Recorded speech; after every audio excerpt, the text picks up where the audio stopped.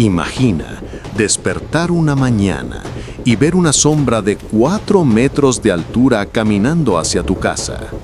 No es una pesadilla, es lo que vivieron los hombres antes del gran diluvio. ¿Qué fueron exactamente estos gigantes que aterrorizaron la tierra?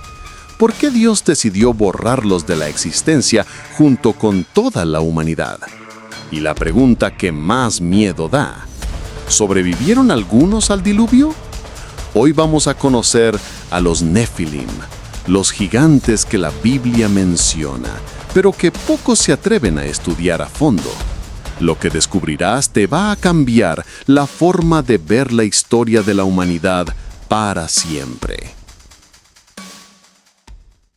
Todo comenzó con una transgresión cósmica que cambiaría el destino de la humanidad. Génesis 6:2 nos dice algo que la mayoría pasa por alto. Los hijos de Dios vieron que las hijas de los hombres eran hermosas y tomaron para sí mujeres, escogiendo entre todas. Pero espera, ¿hijos de Dios?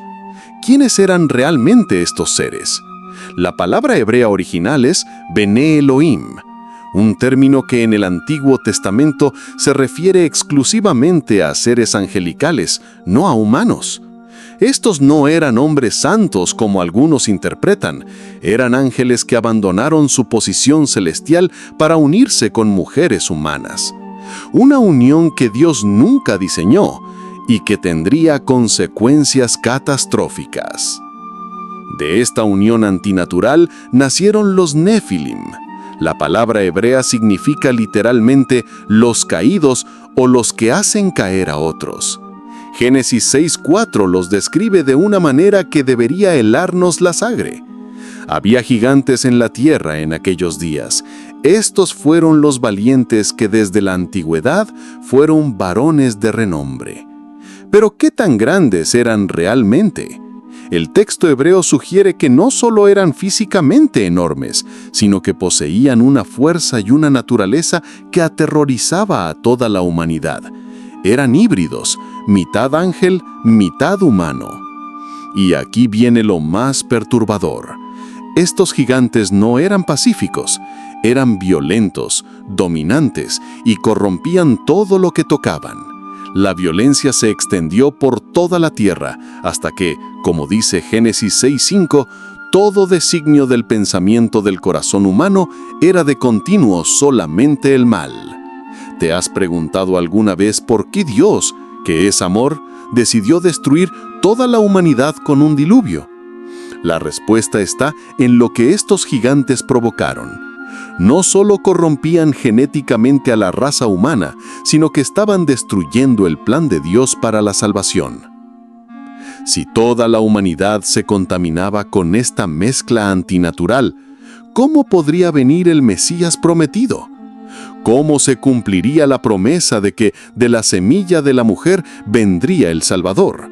Los Nefilim no solo eran una amenaza física, eran una amenaza profética. Pero aquí viene algo que pocos saben. Los Nefilim no son solo una historia bíblica. Prácticamente todas las culturas antiguas hablan de gigantes que una vez dominaron la tierra. Los griegos los llamaban titanes, los mesopotámicos hablaban de los Anunnaki, los egipcios de los Nefilim. ¿Casualidad? ¿O evidencia de que este evento realmente ocurrió y quedó grabado en la memoria colectiva de la humanidad? Incluso el libro de Enoc, aunque no canónico, describe en detalle cómo estos ángeles caídos enseñaron a los humanos artes prohibidas, fabricación de armas, cosméticos, astrología, conocimientos que aceleraron la corrupción moral. Y entonces llegó el momento que cambió todo. Dios miró la tierra y vio que la maldad era tan grande que se arrepintió de haber creado al hombre. Pero había un problema. ¿Cómo asegurarse de que los gigantes fueran completamente eliminados? Aquí está la revelación que cambia todo. El diluvio no fue solo un juicio sobre la humanidad pecaminosa, fue una operación de rescate genético. Dios necesitaba preservar una línea humana pura para que pudiera venir el Mesías prometido. Noé no fue elegido solo por su rectitud moral. Génesis 6:9 dice algo específico. Noé era perfecto en sus generaciones. La palabra hebrea tamín significa genéticamente íntegro, sin contaminar. Su línea familiar era pura, sin la corrupción de los Nefilim. Durante 40 días y 40 noches, las aguas cubrieron hasta las montañas más altas. Los gigantes, por más fuertes que fueran, no podían respirar bajo el agua. Todos murieron. O eso creímos, porque hay algo más. Números 13:33 menciona que después del diluvio, cuando los israelitas llegaron a la tierra prometida, encontraron gigantes. También vimos allí gigantes, hijos de Anak, raza de los gigantes. ¿Cómo es posible que hubiera gigantes después del diluvio si todos murieron? Algunos sugieren que la corrupción genética se transmitió a través de una de las nueras de Noé. Otros creen que fue un segundo evento similar. La Biblia no lo especifica claramente. Pero lo que sí es claro es que Dios tuvo que intervenir nuevamente. David enfrentó a Goliat. Los israelitas tuvieron que conquistar ciudades enteras de gigantes. El rey Og de Basán tenía una cama de más de 4 metros de largo. Esta historia nos enseña algo profundo, que el mal no es solo humano, que hay fuerzas espirituales que han intentado corromper el plan de Dios desde el principio, y que Dios siempre tiene un remanente, siempre tiene un plan de rescate.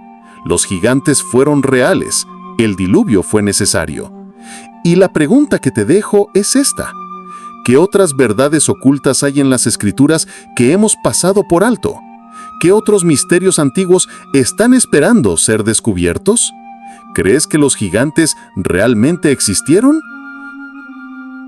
Si te ha gustado esta historia, compártela y suscríbete para que puedas conocer más de la Biblia.